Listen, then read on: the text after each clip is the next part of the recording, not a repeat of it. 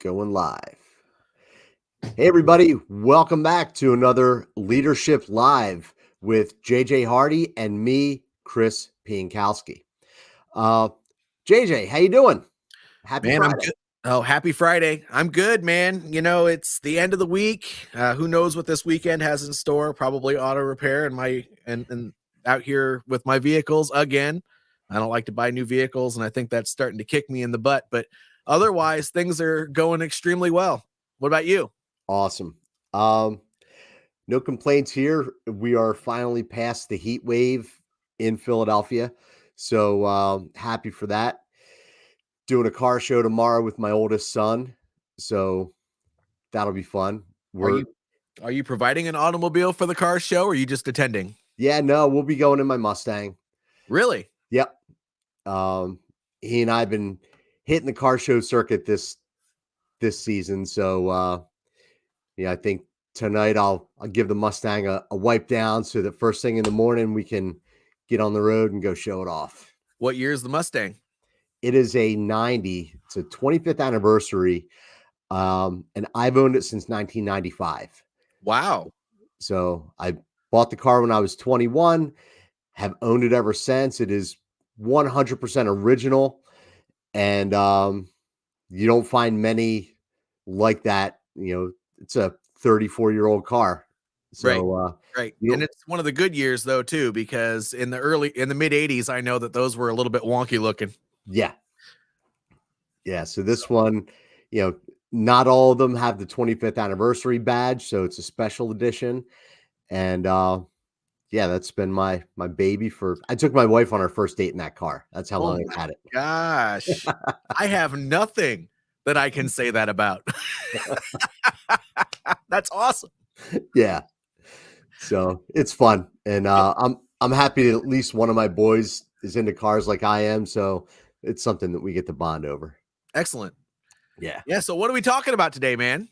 Today we are talking about decisiveness. And it's a tricky topic. And I think I say it's tricky because you and I often talk about allowing our people to come up with the plans, right? Leaders provide the strategic vision, and then we allow our people to come up with the tactical plan of how to achieve it. So I think that some people may take that to mean that leaders leave the decisions up to their people. To an extent, that's correct. But decisiveness is so important from a leadership standpoint that without it, it can really lead to failure. But before I stay on my soapbox for too long, what are your thoughts on decisiveness from a leadership standpoint? Well, so that it's multifaceted. So when I Mhm. think of decisiveness, there's the decisiveness from the top down. I mean, there's a filter there, right? Before Yep. your people even see what tasks are coming their way, you have to have those higher level conversations to decide what's coming to you and help your boss understand what should go to your team. And maybe it's a group meeting where it could go to other teams as well. And you have to be clear when you're talking about that, because otherwise you could lose your level of influence with your employer. However, there's the other side. You're talking about the team. Well, the team doesn't get to see that, but they do see when tasks are delegated down. And so there's a part of the process where they're going to be unsure how to proceed. Mm-hmm. And at some point, they're going to come to you during that, and they'll probably work it out amongst each other for a lot of it, but they're going to come to you with questions. If you're just fumbling around and you sound like an idiot and you don't know what to say and you never get back to them when they do have a question, then that's where decisiveness comes in. And I think that it's really important to understand that as a leader, we may not have all the answers, but we do have to have answers. Yeah. And when we tell our people that we got to get back to them because we don't have it in that moment, then we actually do have to get back to them because it creates trust. So decisiveness, that's kind of where it sits in my head. Yeah, I agree with that. The trust building, and you and I have talked about the importance of trust and not only building but maintaining that. But around the decisiveness part, that's Where it's critical from a leadership standpoint, in my opinion, is when your team has conflicting information, they're maybe torn on how to move forward. There are times that the leader needs to step in and be that tiebreaker, right? Yeah. And okay, all right, everybody, I've heard everything that you've laid out. I've heard all the options, heard everything. Now, this is how we're going to move forward, go in this direction, and let's rock and roll.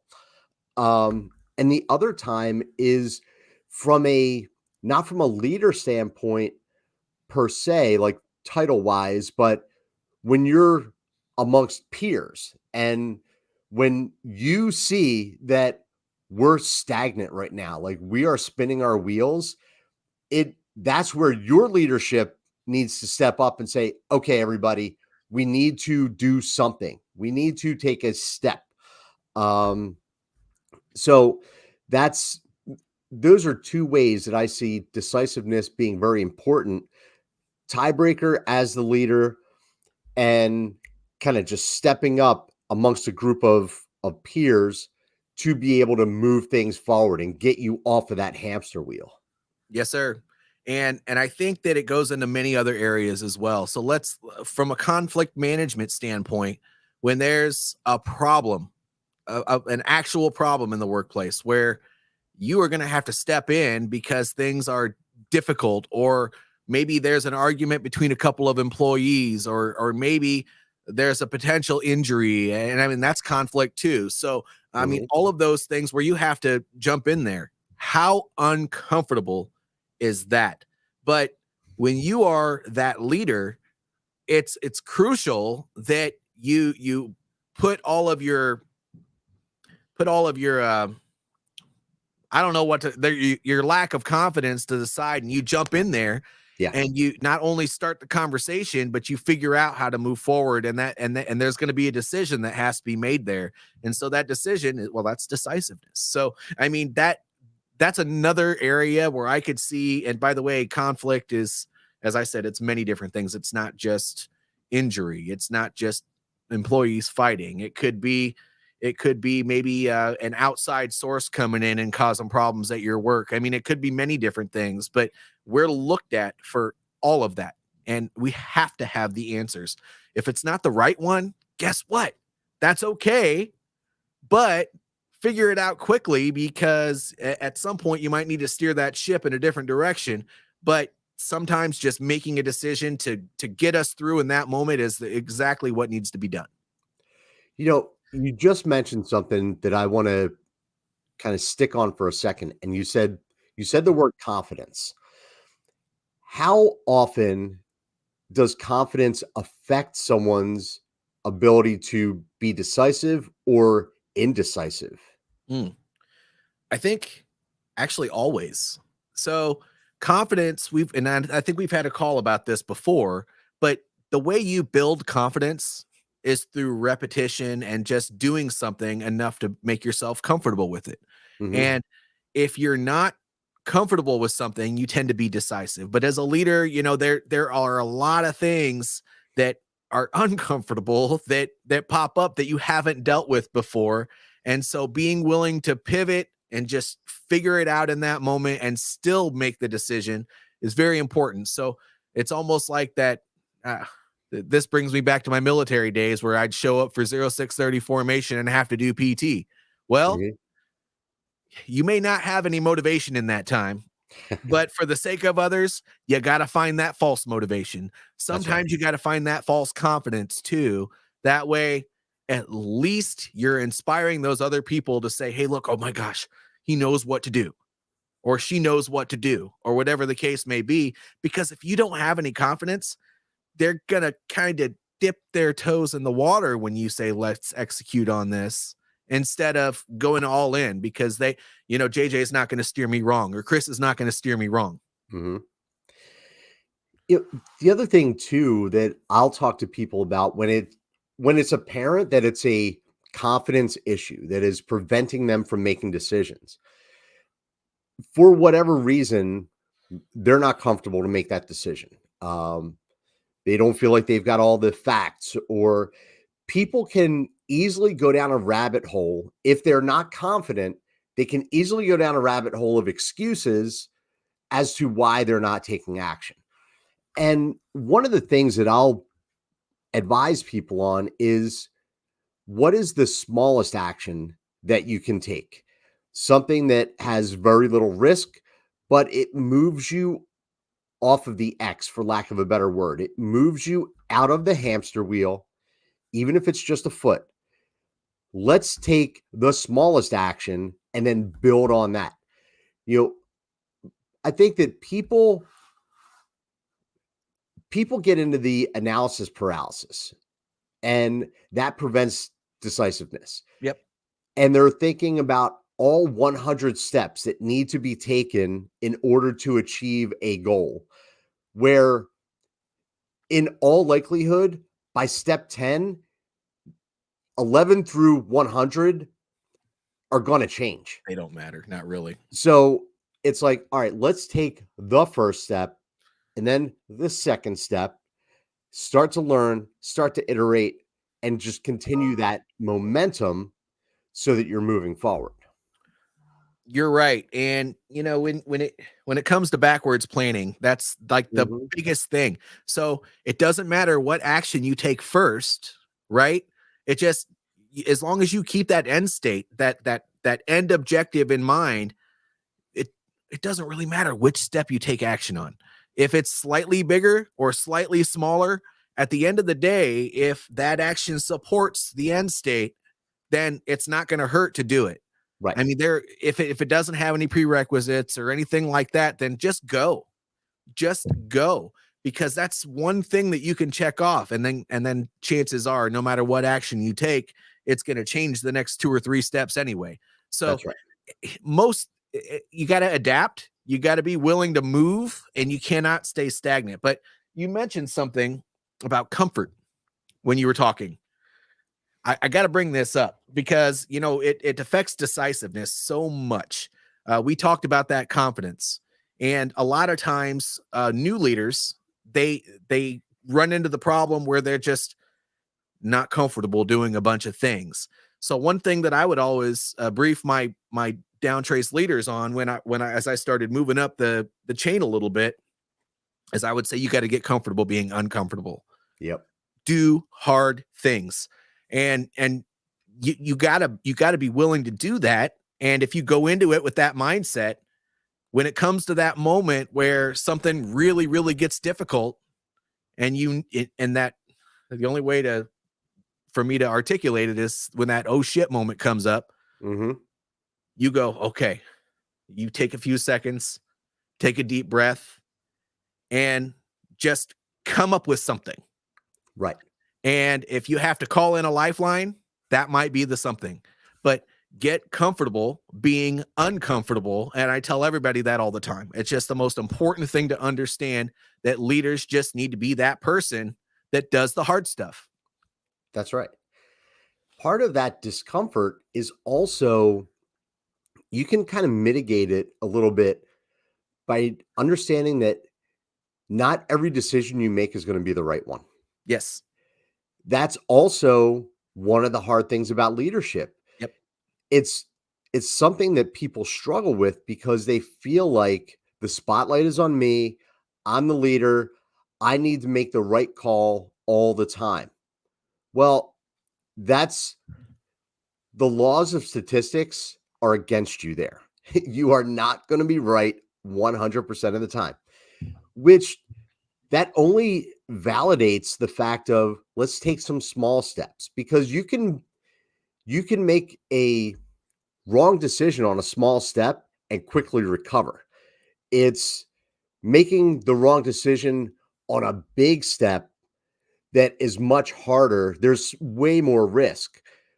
So understanding that you're never going to be perfect, all your decisions will not be correct, and part of that helps you get out of that kind of, not wanting to do uncomfortable things. Like, you know what?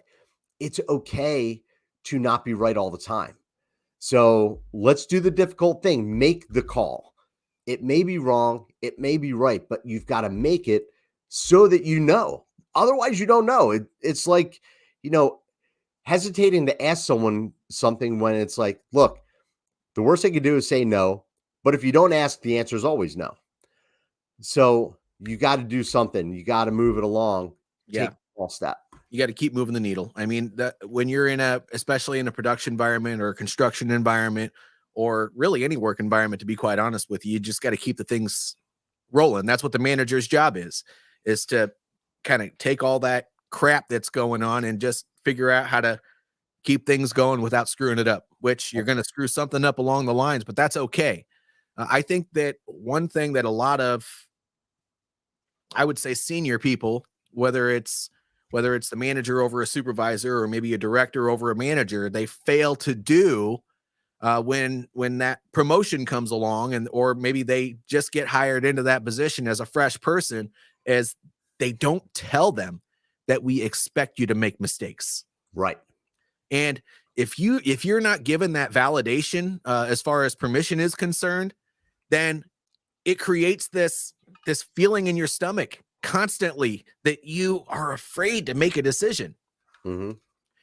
And so if anybody's listening to this right now and you're hearing this and you're in that position, or if you watch this later on and it's the replay, understand that your people have to be given permission to make mistakes so that they can be more confident in themselves. They're going to move forward and they're going to do more things if they know that it's okay once in a while for them to make a mistake. It's a growth opportunity, not an F up. You know what I mean? It's a great thing. It's not a horrible thing. That's where the win or learn mentality comes in that you and I have talked about on numerous lives. You know, it's not a win or lose, it's win or learn. If things don't go your way, that decision that you made wasn't the right one. What did you learn from it so that you don't make the bad decision again and so that you can recover and move forward? Yes.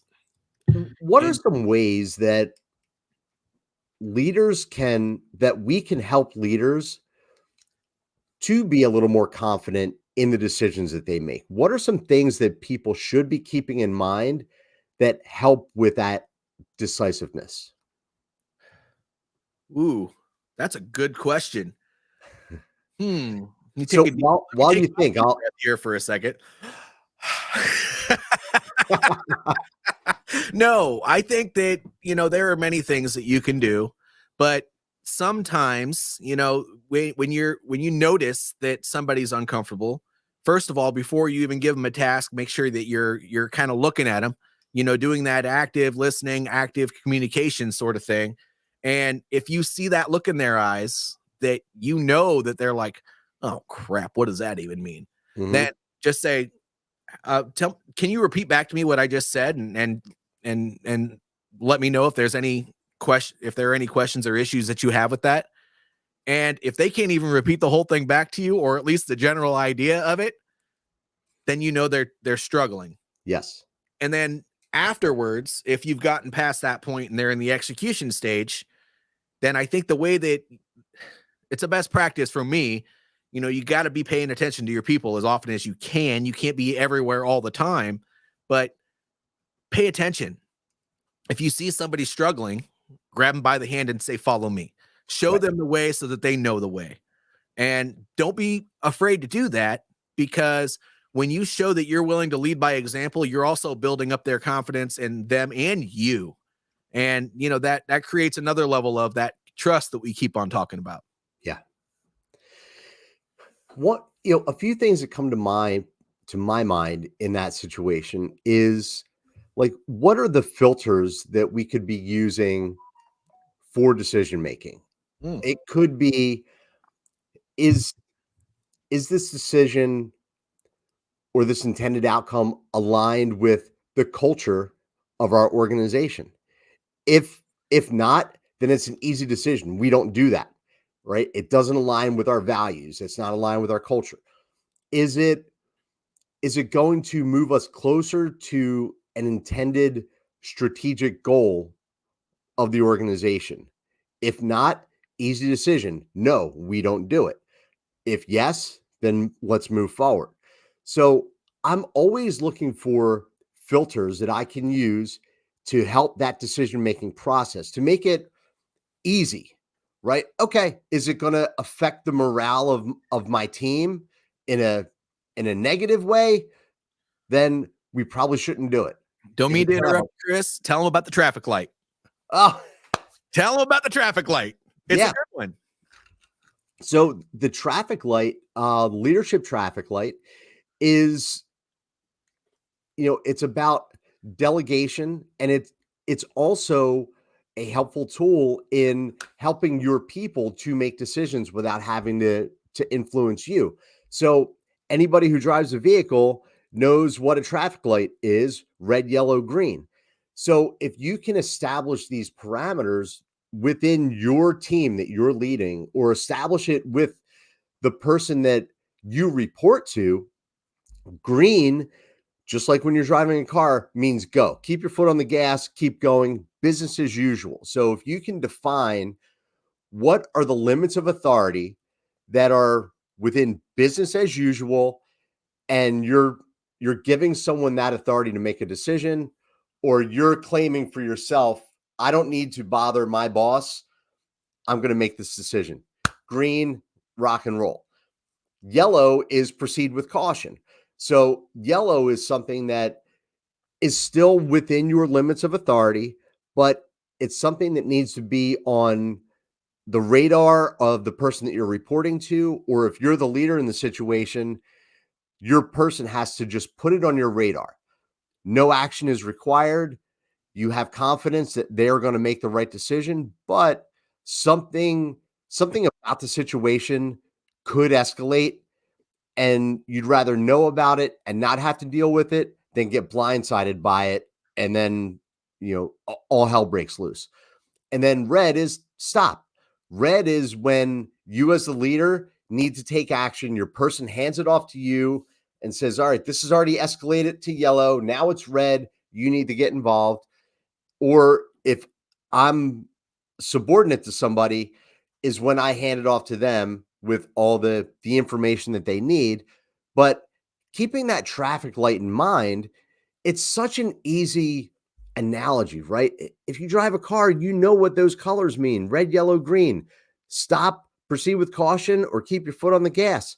It can be applied to the decision making process as well, and giving people the comfort and the confidence that, all right, I believe in you to be able to make decisions up until this threshold. You own green. I don't even need to know what you're doing in the green area. Yellow, radar, red. Now it's my turn to step in as the leader and help to come up with a solution and solve this issue.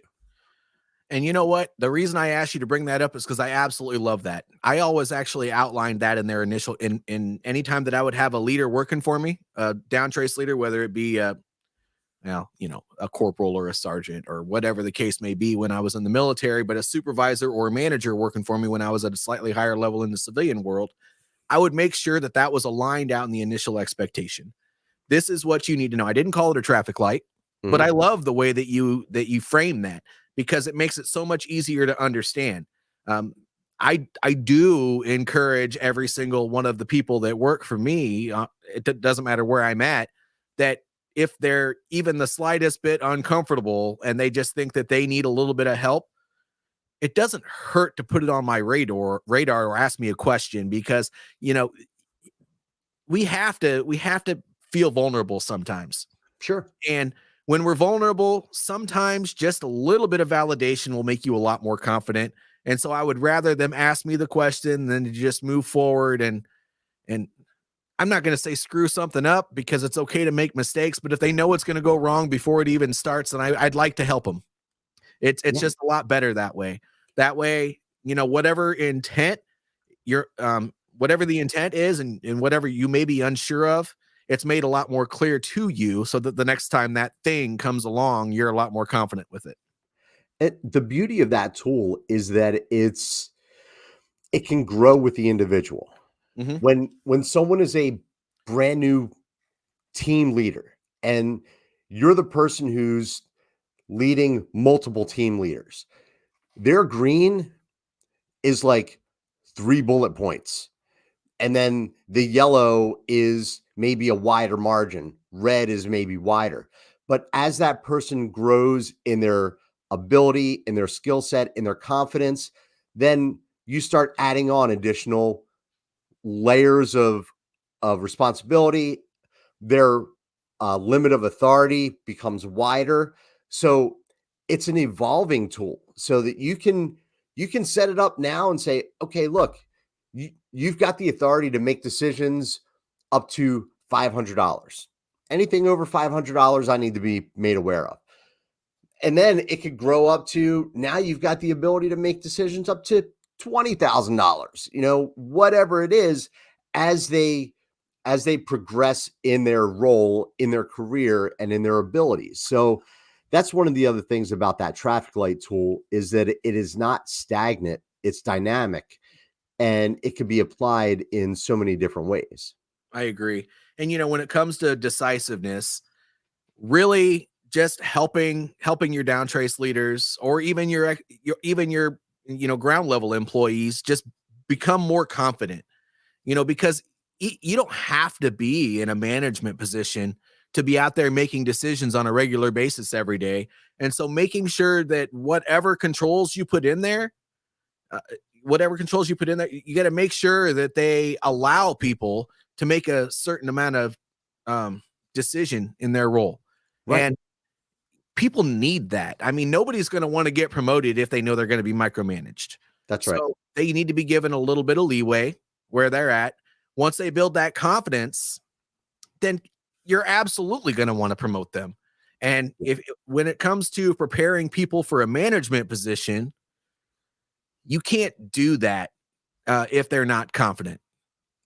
They have to be confident, because if they're not even confident to do things by themselves or to ask for help when they're at the ground level, then when you promote them to a manager, how are they going to be confident enough to be able to address those same things with their team? I mean, there's a ripple effect there, right? And there are a lot of people that are comfortable working at the ground level, and that's okay. But there are also going to be a lot of people that are going to be looking for broadening opportunities in their career. And those people want to be given a little bit of authority, and they don't have to be promoted to have that. Right. You'll know the ones that don't want it, because they're going to be saying things like, well, if I wanted to do that, I'd be a manager. Got it. Moving right along. That's right. One of my other favorite tricks is it's psychological in nature, but it is super effective. That when one of your subordinates comes to you looking for a decision, if you can say to them, well, what would you do? Yes. And then you're not placing the decision on their shoulders at that moment, but you're saying to them, okay, you've laid out the facts. What would you do? If what they would do aligns 90% with how you would do it, your answer can be, that's exactly what I would do too. You're on the right path. Move forward. Like, what a confidence boost when the person that you report to says, that's exactly what I would do. So move forward.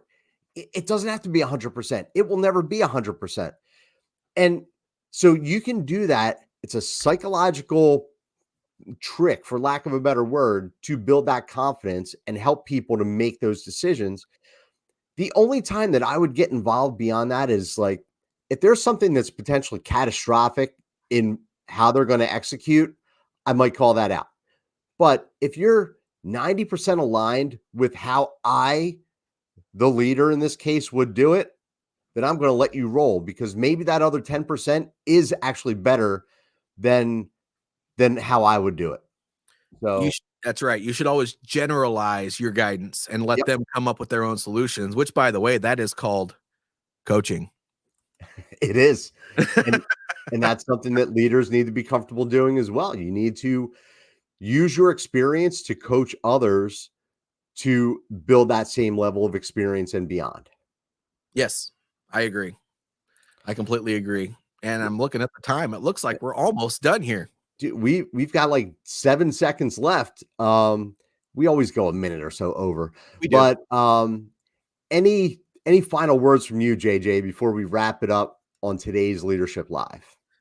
I just want to say to the audience that, decisiveness is important. You have to be a confident, decisive person for the sake of the people that are working under your charge, which, by the way, your peers and your seniors sometimes need that too, because everybody has confidence issues. Mm-hmm. And so when you're that person that is willing to take decisive action in the absence of orders, which is part of the NCO creed, by the way, then you're going to be looked at as an extreme asset, because they know when times get tough, they can call on Chris, or they can call on JJ, or they can call on Joe Snuffy. And when it comes to decisiveness, which was our topic today, that is why it's so important. Couldn't agree more. And we haven't used Joe Snuffy as an example for a while. We may have to bring him back for a cameo in an upcoming episode. He's been sleeping, man. Difficult Joe Snuffy. You know what? I couldn't say it any better than you did, JJ. So I'm just going to wrap it up there. I'm not going to try to throw any more words of wisdom in there, because you pretty much hit the nail on the head. Thank you. So from JJ, from me, thank you all for tuning in for another episode of Leadership Live. If you got something out of this episode, please drop comments wherever you're watching it on social media. We will engage. Please share it with others. Please like it so that the word gets out to other people. And as always, continue to go out there and lead, be the best that you can be, and we will see you next time.